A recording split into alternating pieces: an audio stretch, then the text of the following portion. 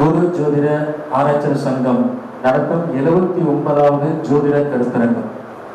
இக்கருத்தரங்கத்திற்கு காலையிலிருந்து மாலை வரைக்கும்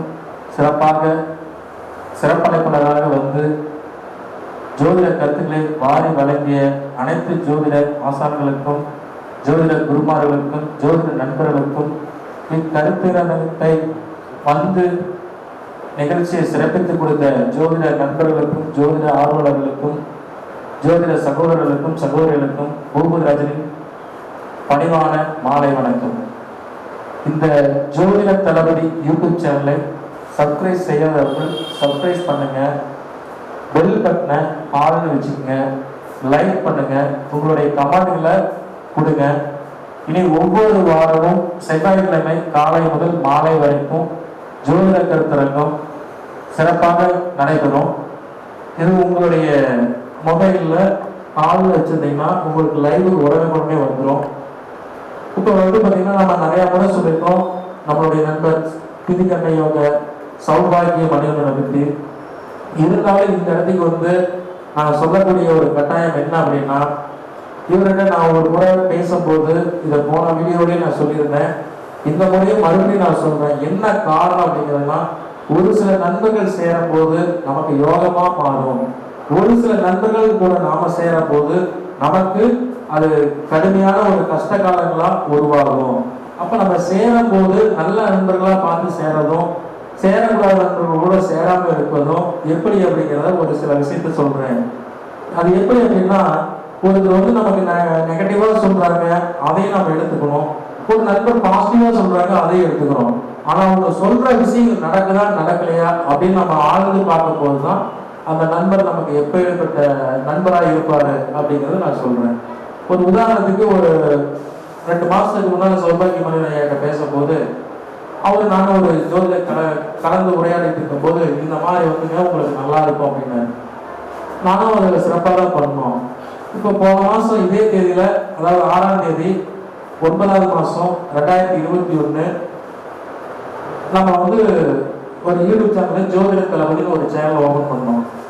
இதுக்கு வந்து நமக்கு 1000 பேர் சப்ஸ்கிரைப் பண்ணணும், 4000 மணி நேரம் இந்த வீடியோவை பார்க்கணும், அதுக்கப்புறம் தான் நமக்கு லைவ் கிடைக்கும் அப்படிங்கிற மாதிரி சொல்லியிருந்தாங்க. ஆனா எண்ணி நம்ம ஒரு மாசம் சரியா 30 நாள்ல நமக்கு 300 பேர் சப்ஸ்கிரைப் ஆயிருக்காங்க, லைவ் கிடைச்சிருக்கு. அதே மாதிரி நம்மளுடைய சேனல் வந்து நல்ல ஒரு வீடியோ குவாலிட்டியா இருக்கு. தமிழர்களுக்கு தலைச்சிறந்த ஜோதிடர்கள்லாம் இனி வரக்கூடிய ஒவ்வொரு கருத்தரங்கத்திலையும் வந்து பேச போறாங்க. அப்படிங்கும் போது இந்த சேனல் வந்து நமக்கு நல்ல வளர்ச்சி ஆகுது. அவர் சொன்ன நேர காலங்கள் நமக்கு சூப்பரா வருது அப்படிங்கிற ஒரு உதாரணத்துக்கு தான் நான் இந்த வந்து நான் உங்களுக்கு சொல்றேன். புரியுதுங்களா? இந்த திதி யோக காரணத்துல நம்ம எப்படிலாம் கண்டுபிடிச்சு சொல்லலாம் அப்படிங்கிற ஒரு சிறப்பு வகுப்பு வரக்கூடிய 10/10/2021 ஞாயிற்றுக்கிழமை காலை 10 மணி முதல் மாலை 5 மணி வரைக்கும் இதே அரங்கத்துல வகுப்பு நடக்குது. இந்த வகுப்புல தமிழகத்தில் இருக்க அனைத்து ஜோதிட நண்பர்களும் மாணவர்களும் கலந்து கொள்கிறாங்க. கிட்டத்தட்ட ஒரு 25-30 பேர் கலந்துக்குவாங்க அப்படிங்கிற ஒரு நம்பிக்கை இருக்கு. இந்த கிளாஸுக்கு நீங்க அட்டன் பண்ற வாய்ப்பு இருந்தால் கட்டாயம் முன்பதிவு, அது உங்களுக்கு வரக்கூடிய நம்பருக்கு இது பண்ணுங்க. என்னுடைய செல் நம்பர் வந்து 9952235786. இந்த நம்பருக்கு நீங்க கால் பண்ணி பதிவு பண்ணிக்கலாம். இப்போ அந்த எப்படி அதை சொன்னாரு அப்படிங்கிறது ஒரு விளக்கமா நான் இதை சொல்லணும் அப்படிங்கிறது தான் மீண்டும் சொல்றேன். இப்போ நமக்கு பார்த்தீங்கன்னா நம்ம சேனல் வந்து ஆரம்பிச்சு ஒரு மாசத்துக்குள்ள கிட்டத்தட்ட ஒரு 30 வீடியோ நம்ம பண்ணிருக்கோம். டெய்லி ஒரு வீடியோ பண்ணியிருக்கோம். கருத்தரங்க வீடியோ தான் நம்ம போட்டிருக்கோம். அதுல வந்து 300 பேர் சப்ஸ்கிரைப் பண்ணியிருக்காங்க. இன்னைக்கு லைவ் நம்ம பண்றோம் அப்படின்னா இத்தனை நாள் நமக்கு அமையாது, ஏன் இன்னைக்கு அமைஞ்சிருக்கு?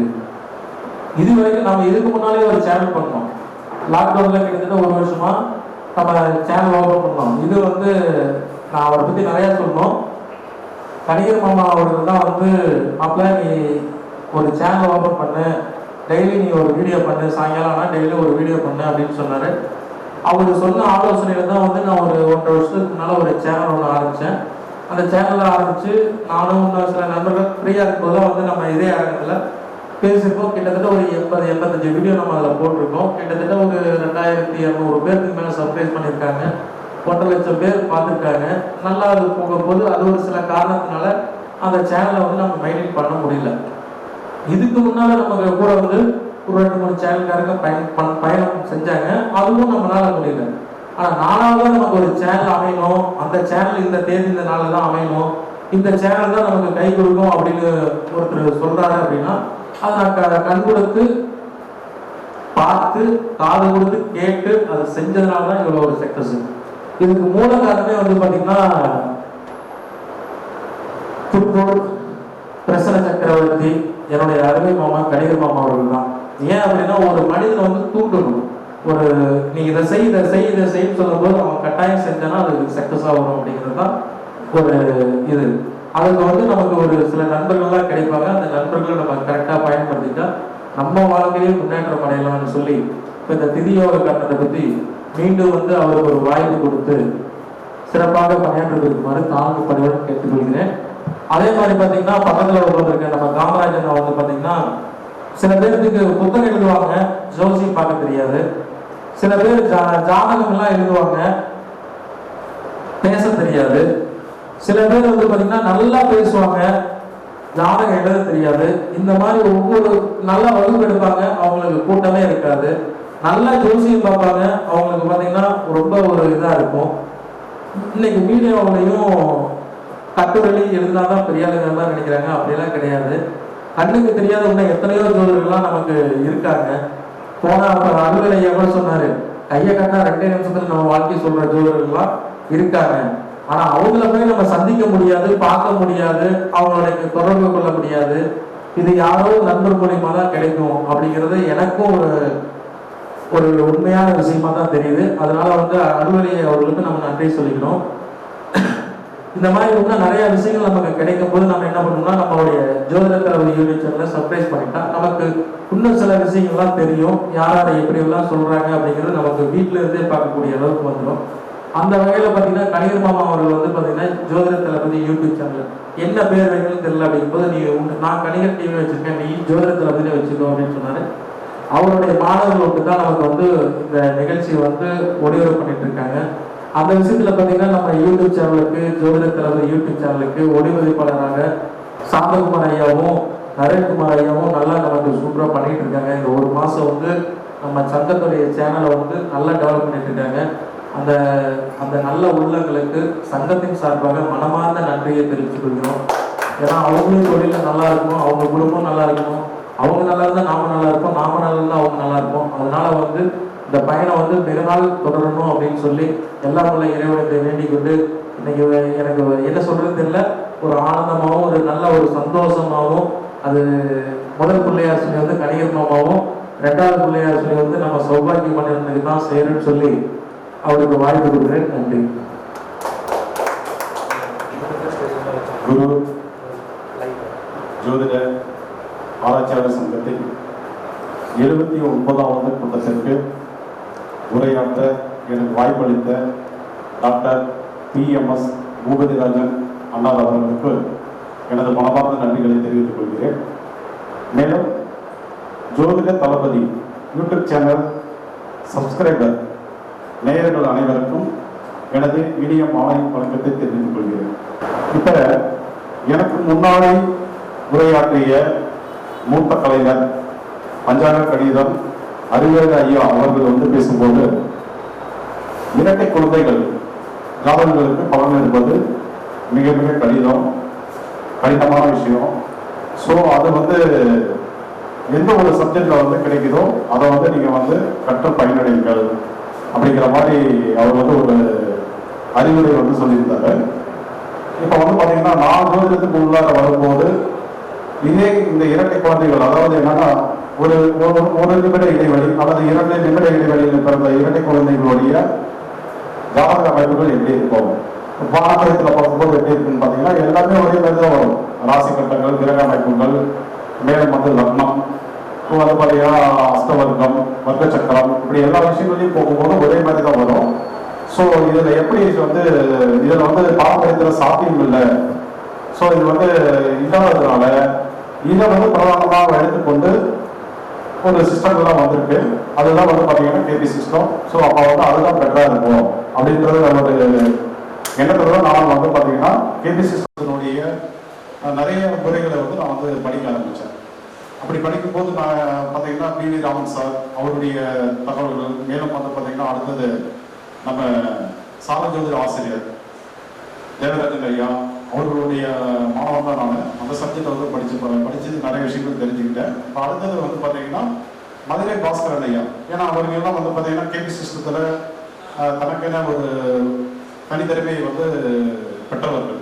ஸோ அவருடைய நேரில் நான் அவர்கிட்ட படிக்கிறதுனால அவருடைய புத்தகங்கள் அனைத்தையும் நான் வந்து ஆன்லைனில் வந்து ஆர்டர் போட்டு வாங்கி அதை எல்லாமே கம்ப்ளீட்டாக படித்து முடித்தேன். அதுக்கப்புறம் எனக்கு ஒரு தெளிவுகள் வந்து கிடைச்சது, இல்லைன்னு சொல்ல வரல.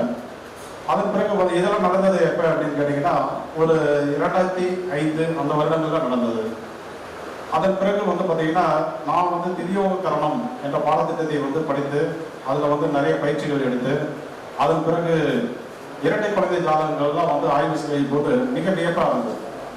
ஏன்னா பாரம்பரியத்திலையும் இதற்கு உண்டான வழிமுறைகள் உண்டு அப்படிங்கிறத நான் வந்து பார்த்தீங்கன்னா எனது ஆய்வுகளில் வந்து நான் வந்து உணர்ந்தேன். அதை நான் வந்து என்னுடைய வகுப்புகளுக்கு வரக்கூடிய மாணவர்களுக்கு மிக எளிமையாக நான் வந்து சொல்லிக் கொடுத்துட்டு தான் இருக்கேன். ஸோ அதை பற்றி சில தகவல்கள் வந்து இப்போ நம்ம வந்து பார்க்கலாம். இப்போ உதாரணத்துக்கு வந்து பார்த்தீங்கன்னா இரட்டை குழந்தைகள் ஜாதகம் என்பது ஒரே மாதிரி தான் இருக்கும் இல்லைங்களா?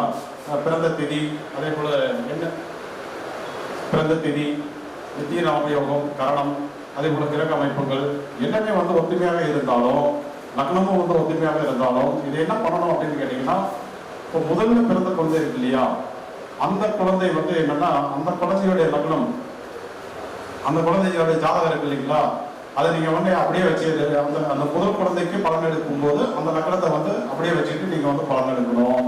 அதுவே வந்து பாத்தீங்கன்னா இரண்டாவதாக பிறக்கக்கூடிய குழந்தைக்கு முதல்ல ஒரு லக்னம் இருக்கு இல்லையா, முதல்ல ஒரு ஜாதகம் பிறந்தார் இல்லையா, அந்த ஜாதகத்தில் 11ஆம் இடம், அந்த குழந்தைக்கு 11ஆம் இடம் இருக்கும் இல்லையா, அதை நீங்க லக்னமா வச்சுட்டு பலன் எடுக்கும் போது உங்களுடைய அந்த குழந்தைகளுடைய திதி, யோகம், கரணம், மேலும் வந்து பாத்தீங்கன்னா கிரக அமைப்புகள், பாதசாரங்கள் எல்லாமே ஒரே மாதிரியே வந்தாலும் பாவம் மாறுதல் என்ற ஒரு விஷயம் வந்து அந்த இடத்துல உங்களுக்கு வந்து ஏற்படும். ஸோ அதை வந்து நீங்க வந்து எடுத்துட்டு பலன் எடுக்கும் போது பாத்தீங்கன்னா வந்து தெளிவான விளக்கங்கள் வந்து நம்மளுக்கு கிடைக்கும் இல்லைங்களா. அதாவது முதல் குழந்தைகளுடைய பாவ மாறுதல்கள், பாவங்கள் என்பதெல்லாம் வந்து வெவ்வேறு மாதிரி வரும்.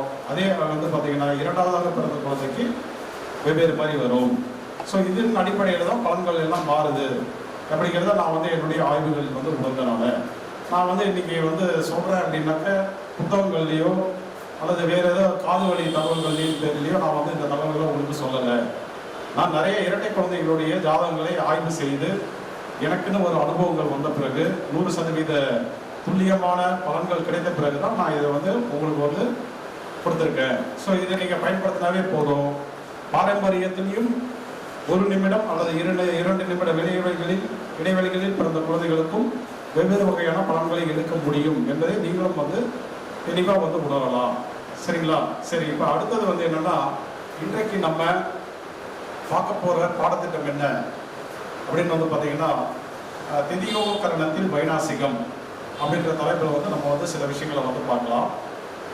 இப்போ வைநாசிகம் அப்படின்னா என்ன அப்படின்னு கேட்டிங்கன்னா, ஒரு ஜாதகருக்கு உடல் ரீதியாக அவருடைய வாழ்நாளில் வந்து என்னென்ன உபாதைகள், உடல் உபாதைகள் வந்து ஏற்படும் அப்படிங்கிறத நம்ம வந்து தெளிவாக தெரிஞ்சுக்கலாம். சரிங்களா? அப்போ இந்த வைநாசிகத்தை எப்படி வந்து கண்டறிய வேண்டும் அப்படின்னா, சந்திரன் நின்ற நட்சத்திரத்திலிருந்து 22வது நட்சத்திரம் வந்து வைநாசிகம். இது வந்து இந்த விதி வந்து பார்த்தீங்கன்னா நீங்கள் அப்படியே எடுத்துட்டீங்க அப்படின்னாக்க பல இடங்களில் வந்து பலன்கள் வந்து சரியாக வராது. அதுக்கு என்ன காரணம் அப்படின்னு கேட்டிங்கன்னா, இது மேலோட்டமான விதி. அப்போ டீப்பாக போனீங்கன்னா, டெப்த்தாக போகும்போது அந்த விதி என்ன வருது, என்ன சொல்லுது அப்படின்னு கேட்டிங்கன்னா, சந்திரன் நின்ற பாதத்திலிருந்து 88வது பாதம் தான் வைநாசிகம் அப்படின்னு வந்து நுட்பமான விதி வந்து நமக்கு தகவல்களை வந்து தருது. அப்போ நல்லா கவனிச்சிங்கனாக்கா, அஸ்வினியில் வந்து 2ஆம் பாதத்தில் சந்திரன் நிற்கிறாரு அப்படின்னா 22வது நட்சத்திரம் என்ன வரும்? 19. அப்போ அஸ்வினியிலேருந்து முன்னோக்கி 19 நட்சத்திரங்கள் என்னங்கன்னா மூலம் என்பது விடையாக வரும். ஸோ மூலத்துக்கு அப்புறம் பார்த்தீங்கன்னா பூராடம், உத்திராடம், திருவோணம் என்பது 22வது நட்சத்திரமாக வரும். ஆனால் பாத ரீதியாக நீங்கள் வந்து கணிதத்தை வந்து கணக்கிடும் போது உங்களுக்கு என்ன, சந்திரன் எங்கே இருக்காரு? அஸ்வினி 2ஆம் பாதத்தில் இருக்காரு இல்லையா? அப்போ அஸ்வினி 2ஆம் பாதத்திலிருந்து 88 பாதங்கள் கணக்கிடும் போது என்ன நடக்கும் அப்படின்னு கேட்டிங்கன்னா, உத்திராடத்துக்கு அடுத்த நட்சத்திரமான அவிட்டம் 1ஆம் பாதம் என்பது உங்களுக்கு வந்து 88வது பாதமாக மாறிடும். அப்போ இந்த இந்த கன்ஃபியூஷனால குளறுபடிகள்னால பார்த்தீங்கன்னாக்கா வைநாசிகம் என்பது பலன் தருமா தராதா என்ற ஒரு குழப்பங்கள் வந்து எல்லாருக்கும் வந்து ஏற்படுது. ஸோ அதனால் வைநாசிக கணிதத்தை வந்து எடுத்துட்டு நீங்கள் வந்து கணிதம் பண்ணும்போது சந்திரன் வந்து முதல் பாதத்தில் இருந்தால் 22வது நட்சத்திரம் என்பது விடையாக வரும். அது கரெக்டு.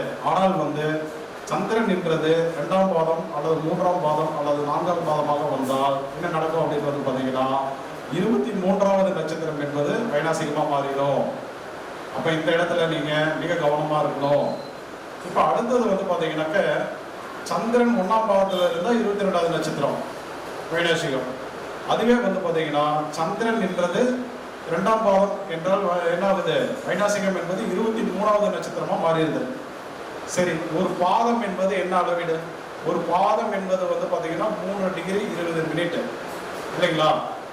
அப்போ அதுலேயும் நீங்கள் வந்து கவனமாக பார்க்கணும். சந்திரன் நின்றது வந்து அந்த முதல் பாதத்தில் வந்து எந்த டிகிரியில் நிற்கிறாரு, முதல் 2 டிகிரியில் நிற்கிறாரு, ஏன்னா நீங்கள் வந்து கன்ஃபார்மாக 1ஆம் பாதத்தில் இருக்காரு அப்படின்னு நீங்கள் எடுத்துக்கலாம். அதுவே வந்து பார்த்தீங்கன்னா அவர் வந்து ஒரு 3 டிகிரி கிராஸ் பண்ணிட்டாரு, இப்போ 3 டிகிரிக்கு பக்கமாக வந்தார், அல்லது வந்து 3 டிகிரி வந்து தாண்டி 3 டிகிரி 1 மினிட்னு நிற்கிறாரு. இப்போ இவரை வந்து நீங்கள் வந்து 1ஆம் பாதத்தில் வந்து கணக்கு வைப்பீங்களா அல்லது 2ஆம் பாதத்தில் கணக்கு வைப்பீங்களா? இது வந்து பார்த்தீங்கன்னா ஜோதிடத்தில் வந்து சந்தின்னு சொல்லுவோம் நம்ம. அதாவது ஒரு நட்சத்திரம், ஒரு சந்திரன் வந்து ஒரு நட்சத்திரத்தில் டிராவல் பண்ணுற கால அளவு உதாரணமாக வந்து பார்த்தீங்கன்னா 24 மணி நேரம் அப்படின்னு எடுத்துட்டிங்கன்னா ஒரு பாதத்தில் எவ்வளோ மணி நேரங்கள் போவாங்க? ஒரு பாதத்தில் வந்து பார்த்தீங்கன்னா 6 மணி நேரம் போவார் இல்லைங்களா? அப்போ 6 மணி நேரம் போகிறாருன்னா ஒரு பாதத்துக்கு உண்டான கால அளவு என்ன? 3 டிகிரி 20 மினிட். அப்போ 6 மணி நேரத்தை நீங்கள் வந்து 3 டிகிரிக்கு, அதாவது 3 டிகிரிக்கு பிரித்து கொடுத்தீங்கன்னா ஆவரேஜாக எவ்வளோ வரும்? ஆவரேஜாக வந்து 2 மணி நேரங்கள் என்பது வரும். வருமா வராதா? ஒரு டிகிரிக்கு 2 மணி நேரம் என்பது ஆவரேஜாக வரும் உங்களுக்கு இல்லைங்களா? அப்போ வந்து என்னன்னா ஒரு பாதத்தில் வந்து ஒரு 3 டிகிரிக்கு பக்கமாக வந்துட்டார் சந்திரன், அல்லது 3 டிகிரி தாண்டிட்டார். இப்போ எவ்வளோ கால அளவு எப்படி வரும்? ஒரு அரை மணி நேரத்துக்குள்ளார அடுத்த பாதத்துக்கு செல்வதற்கு உண்டான வாய்ப்புகள் உண்டு. இப்போ இந்த இடத்துல எப்படி பலனை நிர்ணயம் பண்ணுவீங்க?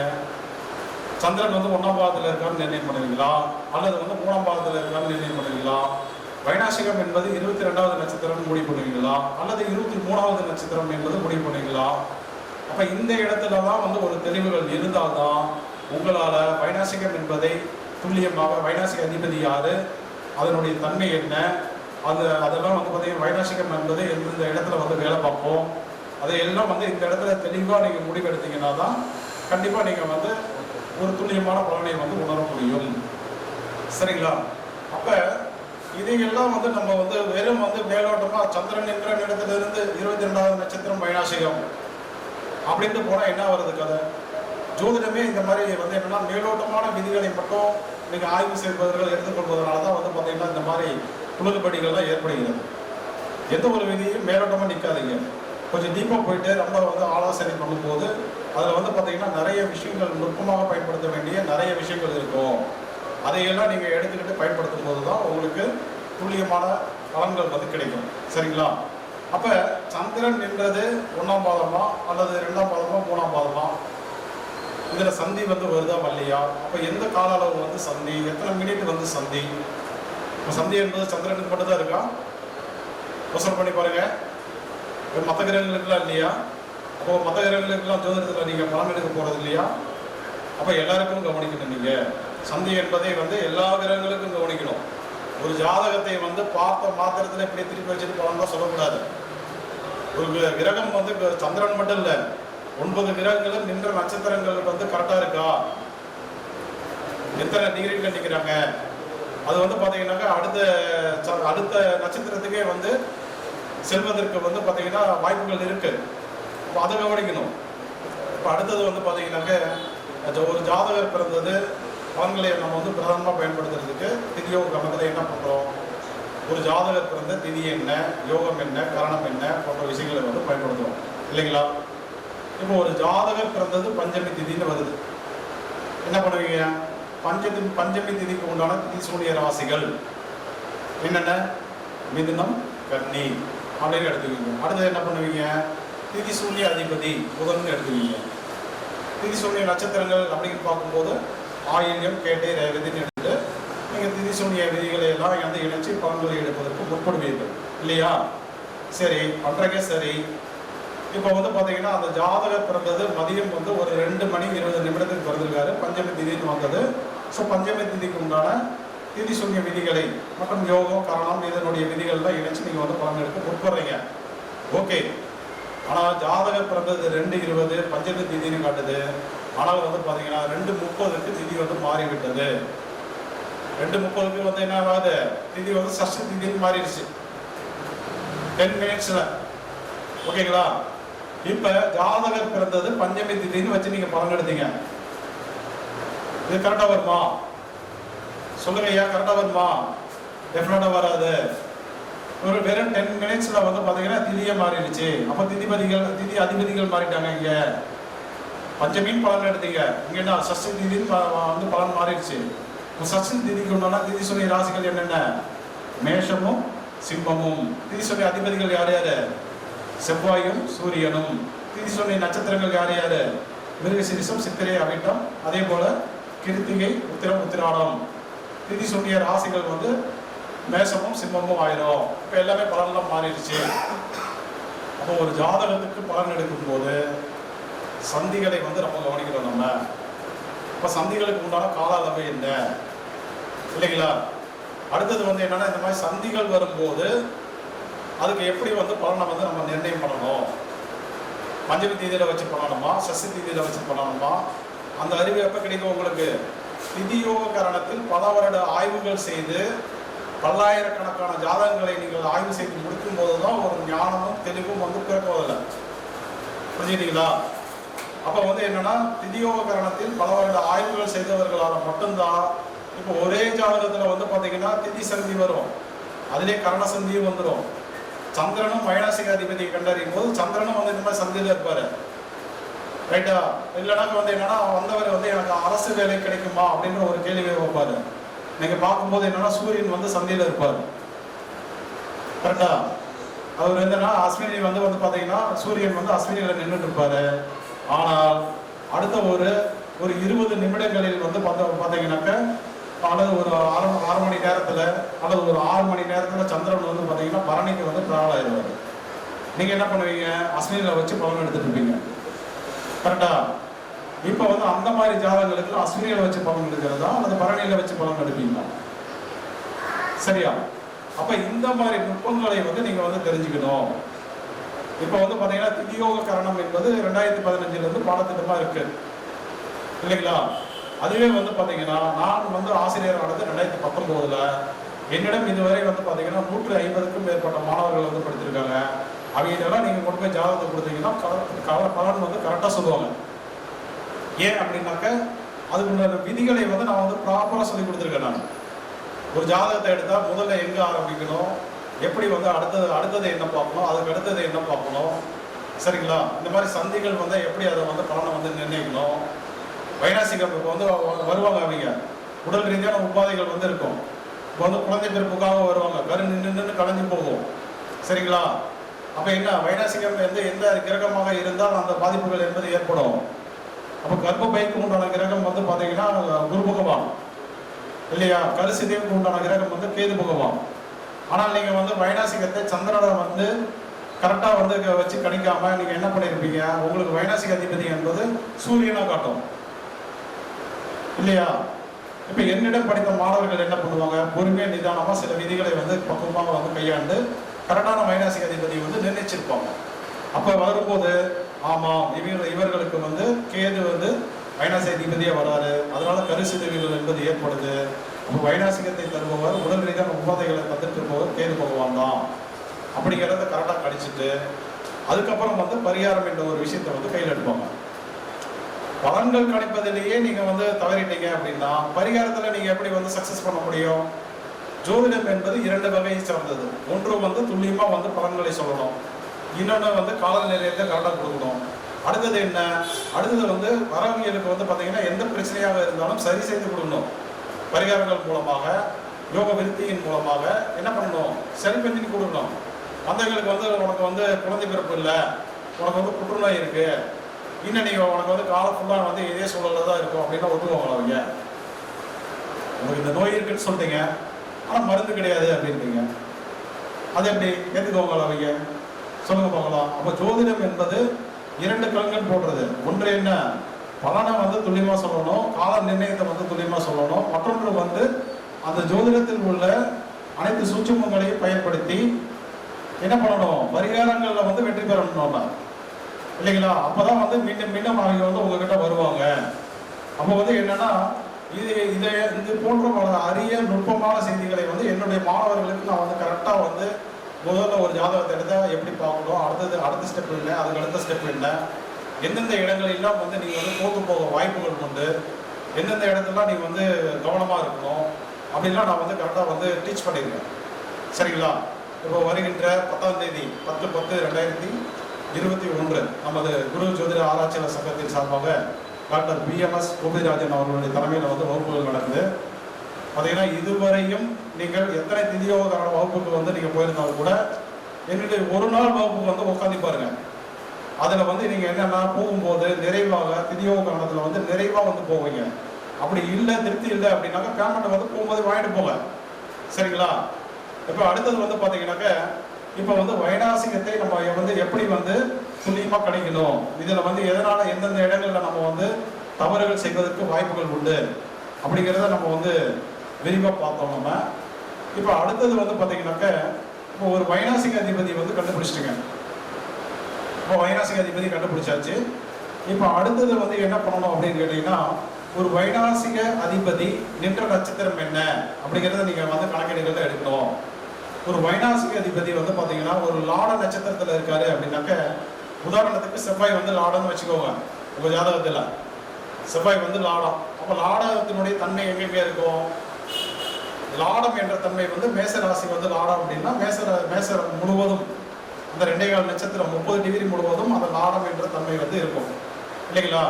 இப்போ அடுத்தது எங்க இருக்கும், அவருடைய நட்சத்திரங்கள் மிருகசீரிஷம், சித்திரை, அவிட்டம் அந்த நட்சத்திரங்கள்ல வந்து பார்த்தீங்கன்னா அந்த வைநாசிகத்தினுடைய தன்மை இருக்கும். அது இல்லாமல் எங்க இருக்கும், அது இல்லாமல் செவ்வாய் எங்க நின்றுட்டு இருக்காரு உங்க ஜாதகத்துல அந்த நட்சத்திரத்துல அந்த தன்மை இருக்கும்.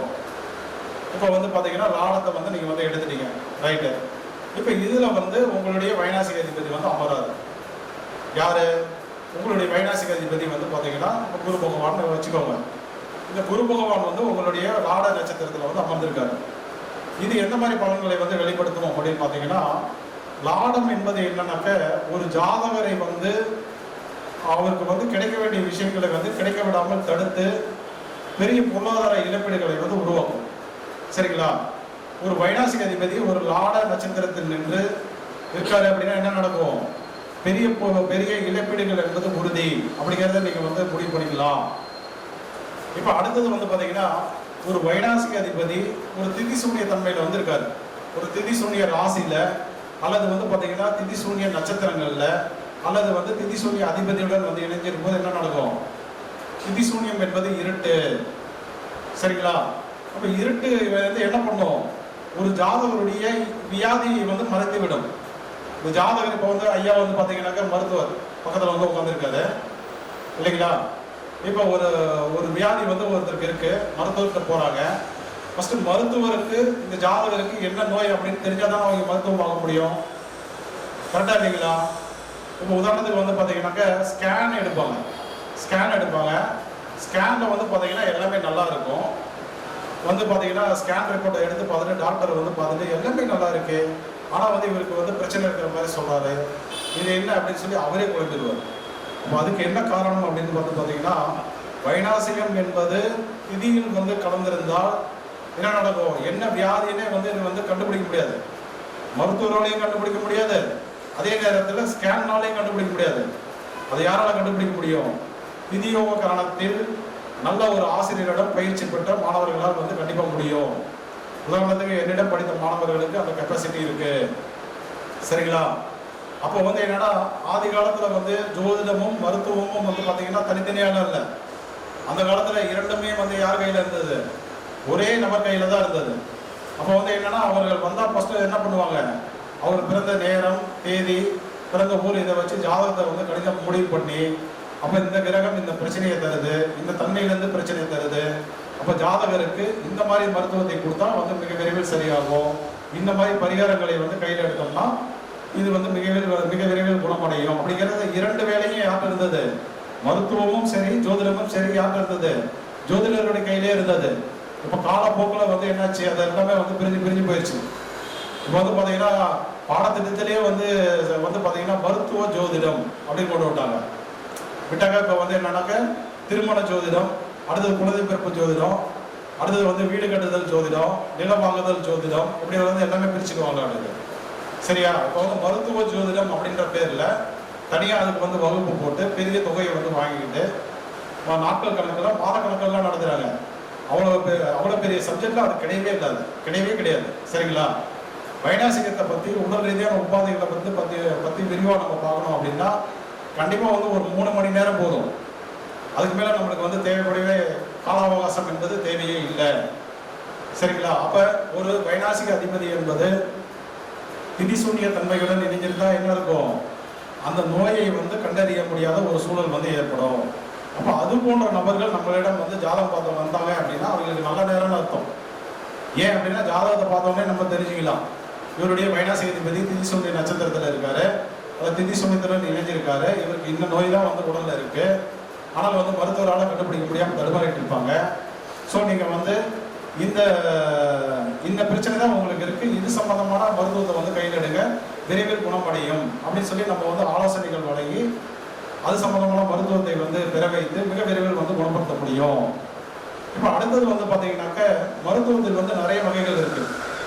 இப்போ வந்து ஆங்கில மருத்துவம் என்பது பிரபலமான மருத்துவம், ரைட்டு. அதுக்கடுத்தது என்ன இருக்கு? சித்தா இருக்கு, யுனானி இருக்கு, ஆயுர்வேதிக் இருக்கு, இயற்கை மருத்துவங்கள் இருக்கு, பாட்டி வைத்தியம் இருக்கு, பச்சிலை வைத்தியம் இருக்கு, அடுத்தது நீவி விடுதல் இருக்கு, வர்மா இருக்கு, அடுத்தது என்ன இருக்கு? ஹீலிங் இருக்கு. சரிங்களா? இப்படி வந்து பார்த்தீங்கன்னா அக்குப்ரஸ் இருக்கு, சுஜோக் இருக்கு. ஸோ மருத்துவத்தில் வந்து பிரிவுகள் வந்து நிறைய பிரிவுகள் இருக்கு. அப்போ வந்து இதில் வந்து ஏறத்தாழ எனக்கு வந்து ஒரு 5க்கும் மேற்பட்ட மருத்துவம் வந்து எனக்கு தெரியும்.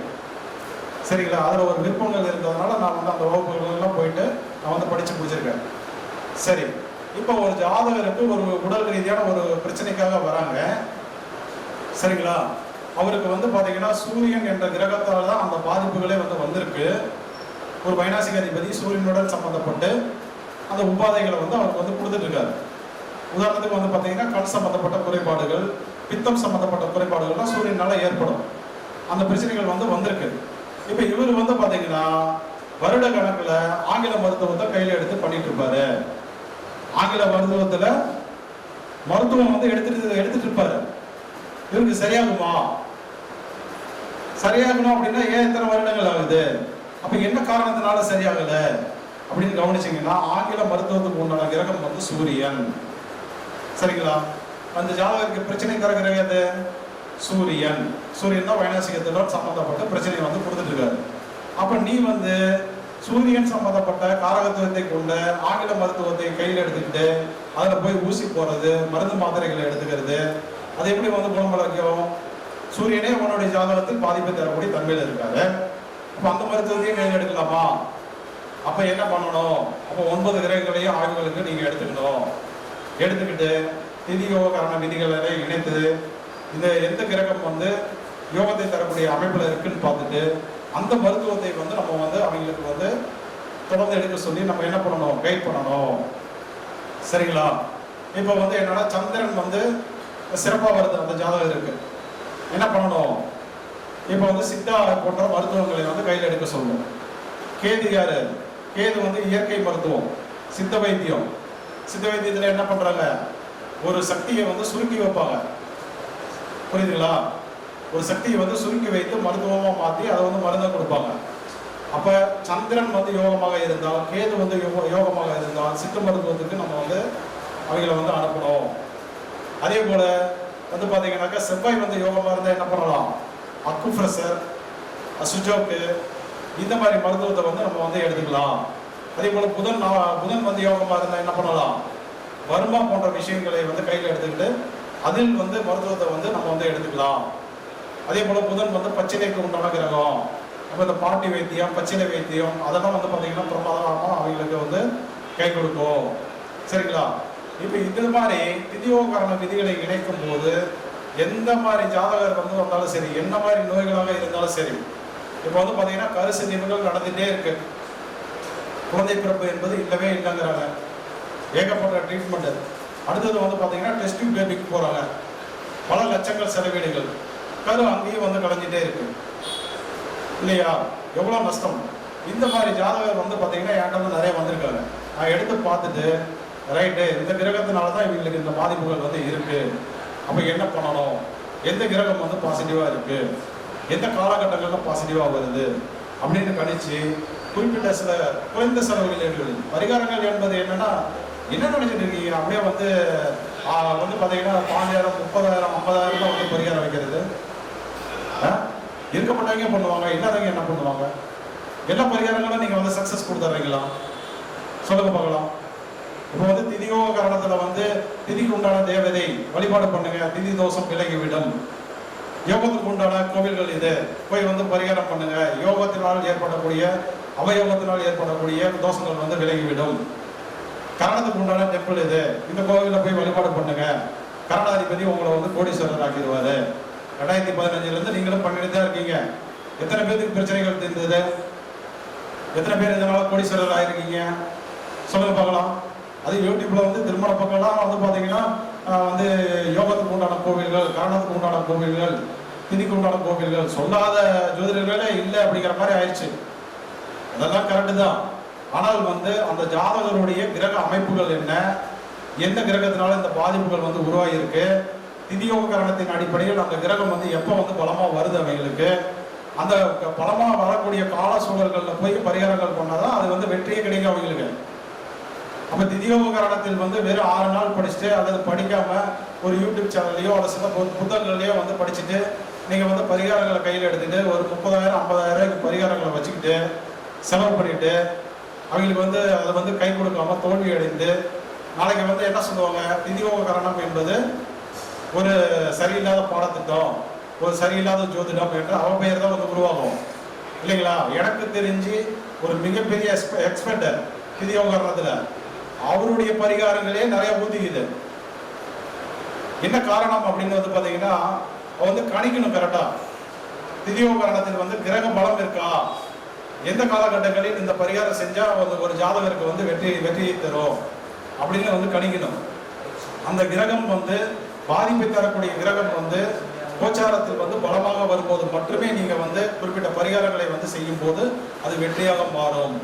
அந்த யுக்திகளெல்லாம் நீங்க வந்து கத்துக்கணும் அப்படின்னாக்க என்னிடம் வந்து நீங்க வந்து படிச்சீங்க அப்படின்னா கண்டிப்பாக வெளிப்படையாக நான் அந்த விஷயங்கள் எல்லாம் வந்து வெளிப்படையாக வந்து நடத்துவேன் நான். சரிங்களா? அப்போ இந்த மாதிரி விஷயங்கள் இருக்கு. இப்போ அடுத்தது வந்து கவனிச்சிங்க அப்படின்னா ஒரு திதிசூன்ய அதிபதி, அதாவது என்னன்னா ஒரு வைநாசிக அதிபதி ஒரு லாட நட்சத்திரத்தில் லாடத்துடன் இணையும் போது எந்த மாதிரி பாதிப்புகள் ஏற்படும் பார்த்தோம். அடுத்தது திதிசூன்யத்துடன் இணையும் போது என்ன மாதிரி பாதிப்புகள் ஏற்படும் அப்படிங்கிறத பார்த்தோம். இப்போ அடுத்தது வந்து பார்த்தீங்கன்னா ஒரு அவயோகத்துடன் வந்து இணையுது. உங்க ஜாதகத்துல பார்த்தீங்கன்னாக்க குரு பகவான் வந்து அவயோகி. சரிங்களா? நீங்க வந்து என்னன்னா உதாரணத்துக்கு வந்து பார்த்தீங்கன்னா சோபனம் நாமயோகத்தில் பிறந்திருக்கீங்க. சோபனம் நாமயோகம், அசனம் நாமயோகம் இல்லை அதாவது தவறு, அது சூரியன் வந்து யோகி. இப்போ வந்து உதாரணத்துக்கு வந்து பார்த்தீங்கன்னா நீங்க வந்து பிறந்தது வந்து சௌபாக்கியம் நாமயோகம், வியாகாதம் நாமயோகம், அடுத்தது வந்து சாத்திய நாமயோகத்தில் பிறக்கிறீங்க. உங்களுக்கு குரு பகவான் வந்து அவயோகியாக வருவார். ரைட்டுங்களா? இந்த அவயோகி யாரு, எங்கெங்க இருக்கும் இந்த அவயோகத்தன்மை? அவயோகத்தன்மை என்பது வந்து பார்த்தீங்கன்னா குருவினுடைய வீட்டில் வந்து முதல்ல இருக்கும். அதனுடைய 2 வீடுகள், என்னென்ன வீடுகள் வந்து பார்த்தீங்கன்னா தனுசு மற்றும் மீனம். இந்த 2 வீடுகள்லையும் அவயோகத்தன்மை என்பது இருக்கும். அதுக்கப்புறம் எங்க இருக்கும் அவயோகம் என்பது வந்து பார்த்தீங்கன்னா புனர்பூசம், விசாகம், புரட்டாதி அந்த நட்சத்திரங்கள்ல இருக்கும். அதுக்கப்புறம் எங்க இருக்கும் குரு பகவான் நின்ற இடத்துல நின்ற நட்சத்திரத்துல அந்த அவயோகம் என்பது இருக்கும் இல்லைங்களா? இப்போ உங்களுக்கு வைநாசிகம் என்பது வந்து பார்த்தீங்கன்னா உதாரணத்துக்கு வந்து பார்த்தீங்கன்னா வைநாசிகம் என்பது சந்திரனா வருது. இப்போ இவர் போயிட்டு இந்த அவயோக நட்சத்திரத்துல நின்றுட்டாரு. என்ன நடக்கும்? இப்போ சந்திரனுடைய காலத்தொகை ரீதியான உடல் ரீதியான உபாதைகள்ல பெரு ஏமாற்றங்கள் வந்து உங்களுக்கு ஏற்படும். நீங்க என்ன வகையான மருத்துவங்களை நீங்க வந்து கையில் எடுத்தாலும் சரி, அவயோகம் என்பது என்ன ஏமாற்றத்தை தரும். அது வந்து நீங்க எத்தனை முறை நீங்க அதுக்காக போராடினாலும் மீண்டும் மீண்டும் தோல்விகள் என்பது வந்துட்டே இருக்கும். அப்ப பரிகாரங்கள் என்பது வந்து என்னன்னா ஒரு 2 பக்கம் கூர்மையாக உள்ள கத்தி மாதிரி. சரிங்களா? திதியோக காரணத்துல பரிகாரத்தை பத்தி யார் வேணாலும் பேசலாம். ஆனா சக்சஸ் கொடுத்தவங்க எத்தனை பேர்? இப்போ உதாரணத்துக்கு பூப்பேர் எனக்கு தெரியாம இல்ல, திதியோக காரணத்தை பத்தி எவ்வளவு பேர் வந்து பேசியிருக்காங்க. பரிகாரங்களை கையில எடுத்து எத்தனை பேர் தோத்து ஓடி இருக்காங்க அப்படிங்கிறது அவருக்கு நல்லா தெரியும். சரிங்களா? அப்ப என்னன்னா பரிகாரங்களில் நீங்க வந்து வெற்றி அடையணும் அப்படின்னா சரியான ஆசிரியரிடம் நீங்க வந்து படிக்கணும். சரியான வழிகாட்டுதல் என்பது வேணும். அதனால வந்து குரு தொட்டு காட்டாத வித்தை சுட்டு போட்டாலும் வராது அப்படிம்பாங்க. அப்ப குருவுக்குன்னு ஒரு பல வகையான அனுபவங்கள் இருக்கும். அவர் வந்து தொட்டு காட்டுவாரு, இந்த இடத்துல தோத்து போயிடுவார், இந்த இடத்துல இப்படி பண்ணா நீங்க வந்து வெற்றி பெறலாம் அப்படிங்கிறத வந்து தொட்டு காட்டுவாரு. சரிங்களா? அதையெல்லாம் வந்து கையாளும் போதுதான் உங்களால வந்து பிரச்சனைகளிலிருந்து மீண்டு வெற்றியாக நீங்க வந்து மாற்றிக்கொள்ள முடியும். இப்ப அடுத்தது வந்து பாத்தீங்கன்னாக்க, இப்போ வந்து உங்களுடைய வைநாசிகம் என்பது வந்து பாத்தீங்கன்னா யோகத்தோட வந்து தொடர்புல வந்திருக்கு. உங்களுடைய யோகியினுடனோ அல்லது உபயோகியினோட வந்து தொடர்புல வந்துருச்சு அப்படின்னா வைநாசிகம் என்பது வந்து பாத்தீங்கன்னா செயல்படாமலாம் இருக்காது. இந்த உலகத்தில் பிறந்த அனைத்து ஜீவராசிகளுக்கும் வந்து பாத்தீங்கன்னா பாதிப்புகள் என்பது இல்லாம இருக்கா. இப்போ உதாரணத்துக்கு வந்து பாத்தீங்கன்னா நல்ல அமைப்பில் பிறந்தவர்கள், இப்ப நடப்பு உயர் மரியாதைக்குரிய முதலமைச்சர் இருக்காரு, ஸ்டாலின் அவர்கள் இருக்காரு, ரஜினிகாந்த் இருக்காங்க, அமிதாப் பச்சன் இருக்காரு, இந்த மாதிரி பிரபலங்கள்லாம் இருக்காங்க. இவங்களுக்கெல்லாம் வந்து பாத்தீங்கன்னா உடல் ரீதியான உபாதைகள் என்பது இல்லாம போயிருச்சா? கண்டிப்பா அவங்களுக்கும் வந்து நோய் நொடிகள் என்பது உண்டு. ஆனால் என்ன அப்படின்னு வந்து கேட்டீங்கன்னா, வைநாசிகம் என்பது வந்து பாத்தீங்கன்னா யோகி அல்லது உப யோகி அப்படின்ற தன்மையுடன் வந்து கலந்திருக்கும். அப்படி கலந்திருக்கிறதுனால என்ன நடக்கும் அப்படின்னு கேட்டீங்கன்னா பெரிய பாதிப்புகள் என்பது அவங்களுக்கு ஏற்படாது. அப்படி பாதிப்புகள் ஏற்பட்டாலும் சின்னதிலேயே ஆரம்பத்திலேயே என்ன ஆகும், நல்ல மருத்துவம் என்பது உடனுக்குடன் வந்து கிடைத்துவிடும் இல்லைங்களா? இப்போ வந்து முதலமைச்சர் மு.க. ஸ்டாலின் அவர்கள் வந்து இருக்காங்க, உடல் ரீதியாக ஒரு சின்ன தொந்தரவு ஏற்படுதுன்னா என்ன அவர் வந்து ஹாஸ்பிட்டலுக்கு எங்கேயாவது தேடி போகணுமா? கூடிய மருத்துவர்கள் என்பது இருக்காங்க. அதுலேயே என்ன எல்லா வகை மருத்துவர்களும் வந்து ரெடியாக இருப்பாங்க இல்லையா? சித்தா, யுனானி, அடுத்தது வந்து பார்த்தீங்கன்னா இயற்கை வைத்தியம், பாட்டி வைத்தியம், அக்குப்ரெஷரு, அடுத்தது வந்து ஆங்கில மருத்துவம், எல்லா மருத்துவமும் அவங்க கை பக்கத்திலே இருக்கும். உடனுக்குடனே அந்த மருத்துவம் வந்து எளிமையாக கிடைக்கும். அது வந்து பெரிய அளவில் வந்து பாதிப்புகள் ஏற்படுவதற்கு முன்பே வந்து அவங்க வந்து குணமடைஞ்சிருவாங்க. அப்போ ஒரு வைநாசிகம் என்பது யோகத்துடன் கலக்கும் போது அந்த அமைப்புகள்ல இயல்பாகவே அவங்களுக்கு வந்து கிடைக்கும். அவரே மருத்துவராக இருப்பார், அவரே வந்து டாக்டராக இருப்பார். கரெக்டு தானே? ஒரு எம்பிபிஎஸ் டாக்டர், அவர் காய்ச்சல் வராதா? பார்த்தது இல்லையா? எம்பிபிஎஸ் டாக்டருக்கு காய்ச்சல் வரக்கூடாதுன்னு இருக்கா? அப்போ கோவிட்ல எத்தனை பேர் இறந்தாங்க, அதெல்லாம் எந்த கணக்கு? கரெக்டு தானே? அப்ப என்னன்னா மருத்துவராக இருந்தாலும் அவருக்கும் வந்து உடல் ரீதியான உபாதைகள் என்பது இருக்கும். கண்டிப்பா பக்கத்திலேயே ஒரு மருத்துவர் இருக்காரு, ஐயா உங்களுக்கு உடல் ரீதியான உபாதைகள் இருக்கா இல்லையா? கண்டிப்பா இருக்கும். அப்ப என்னன்னா அவங்க வந்து உடல் ரீதியான உபாதைகள் இருந்தாலும் மருத்துவத்துக்கு உண்டான வழிவகைகளும் அவங்க கையிலே இருக்கனால பெரிய பாதிப்புகள் என்பது ஏற்படாது. நம்ம இப்ப யாருக்கு இருக்கும், வைநாசிகமே வந்து யோகத்துடன் தொடர்பு வந்து இருந்தது அப்படின்னா அந்த அமைப்புகள் வந்து கிடைக்கும். அடுத்தது வந்து பாத்தீங்கன்னா வைநாசிகமே கரணம் என்ற தொடர்புடன் இருந்தால் என்ன நடக்கும், இன்னும் மேலும் வந்து அந்த யோகம் வந்து அதிகமாயிடும். மருத்துவத்தை தேடி அவங்க போக வேண்டிய அவசியமே இல்லை. இவர் வந்து மருத்துவராகவே இருக்க மாட்டாரு, பார்த்தீங்கன்னாக்கா வேற ஏதாவது வேலைகள் இருப்பார். ஒரு கலெக்டர் ஆஃபீஸில் ஒரு கிளர்க்கா இருப்பாரு, அல்லது வந்து ஒரு தாசில்தாரா இருப்பாரு. மருத்துவத்துக்கும் இவருக்கும் வந்து சம்மந்தமே இருக்காது. ஆனால் வந்து பாத்தீங்கன்னா வைநாசிக அதிபதி வந்து கரணாதிபதியுடன் தொடர்புல இருந்தா இவரே வந்து செவிவேலி தொடர்புகளால வந்து பாத்தீங்கன்னா இவரே ஒரு மருந்தை ரெடி பண்ணி எடுத்துக்குவாரு. அது வந்து பாத்தீங்கன்னா பக்காவா வேலை பார்த்து குணமடையும். புரிஞ்சதுங்களா? அப்போ வந்து வைநாசிகம் என்பது கரணத்துடன் வந்து தொடர்புல இருந்தா அவங்களே சுய மருத்துவம் என்பது வந்து செய்து கொள்வார்கள். இது போல வந்து பாத்தீங்கன்னா இன்னும் நம்ம வந்து பேசிட்டே இருக்கலாம் மணிக்கணக்கில். இருந்தாலும் வந்து எனக்கு பின்னால் பேச வேண்டிய நண்பர்கள் வந்து வெயிட்டிங்கில் இருக்காங்க. ஸோ அதனால் எனக்கு பேச வாய்ப்பளித்த டாக்டர் பிஎம்எஸ் பூபதிராஜன் அண்ணார் அவர்களுக்கு மீண்டும் எனது நன்றியை தெரிவித்துக் கொண்டு, அனைவரும் வந்து பார்த்தீங்கன்னா இந்த அற்புதமான பல அரிய தகவல்களை உங்களுக்கு தொடர்ந்து வழங்கி கொண்டுள்ள ஜோதிட தளபதி யூடியூப் சேனலை வந்து சப்ஸ்கிரைப் பண்ணுங்க. அதே போல் இனி வந்து வருங்காலங்களில் வந்து லைவ் ப்ரோக்ராம் எல்லாமே லைவாக வந்து கிடைக்க போகுது. அதையெல்லாம் பார்த்து பயனடையுங்கள். அதே போல் ஜோதிட தளபதியினுடைய வாடிக்கையாளர்கள் அனைவருக்கும் எனது மனமார்ந்த நன்றிகளையும் வாழ்த்துக்களையும் தெரிவித்துக் கொண்டு விடைபெறுகிறேன். நன்றி, வணக்கம்.